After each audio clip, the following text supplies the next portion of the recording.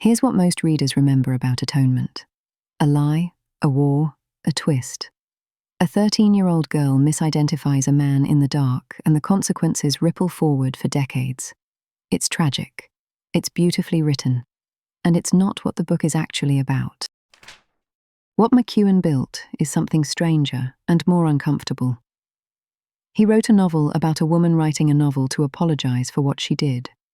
And then he makes you ask, is that apology real? Or is it the final act of control? The surface story is straightforward enough. Bryony Tallis, precocious and imaginative, witnesses something she doesn't understand between her sister Cecilia and the housekeeper's son, Robbie. When a crime occurs that same night, Bryony names Robbie as the culprit. She's wrong. He goes to prison, then to war. Cecilia never forgives her. The lovers are separated, possibly forever. This is the story as we read it for 300 pages. It's devastating.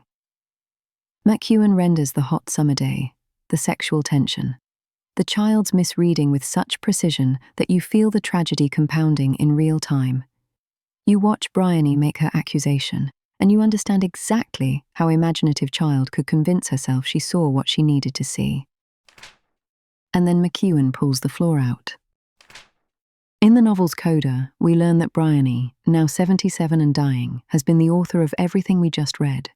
The reunion between Cecilia and Robbie that we witnessed? It never happened.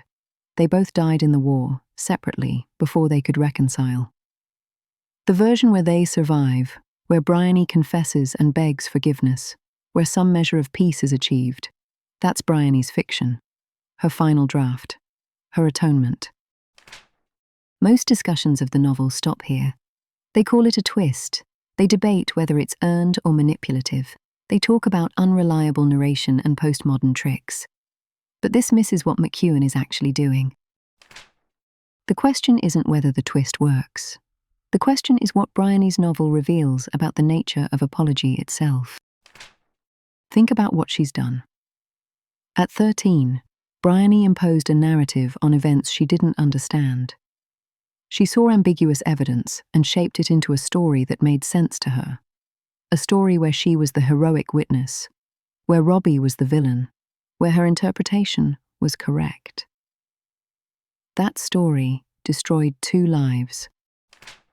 Now, 64 years later, she's doing exactly the same thing. She's taking the ambiguous, painful mess of what actually happened and shaping it into a story that makes sense. A story where she confesses, where Cecilia and Robbie reunite, where her guilt is witnessed and if not forgiven, at least acknowledged. She's still the author. She's still in control. The only difference is that this time, the story she's telling flatters her remorse instead of her righteousness. McEwan is asking something genuinely uncomfortable. Can fiction ever be an honest apology?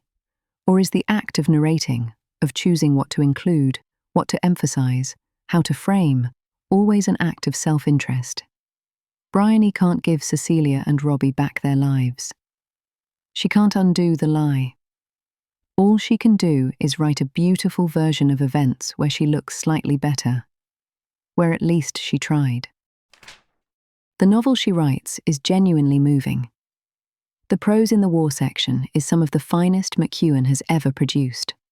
The love story is tender and real, but that's exactly the problem. The better the novel, the more suspicious we should be. Bryony has spent her whole life as a successful author. She knows how to make readers feel what she wants them to feel. Her atonement isn't an apology. It's a performance of an apology, executed with professional skill. And here's where it cuts deepest. We enjoyed it. For 300 pages, we were moved by a story that was designed to make Bryony feel better about herself. We were her audience, her absolution, her final readers. The novel implicates us in the lie. This is why the title isn't apology or confession. Atonement is a religious word. It implies that a debt can be paid, that the scales can be balanced, that something broken can be made whole through the right actions. McEwan's novel asks whether that's ever true, or whether the stories we tell about making amends are just another way of getting what we want. Bryony Tallis spends her whole life trying to write her way out of what she did.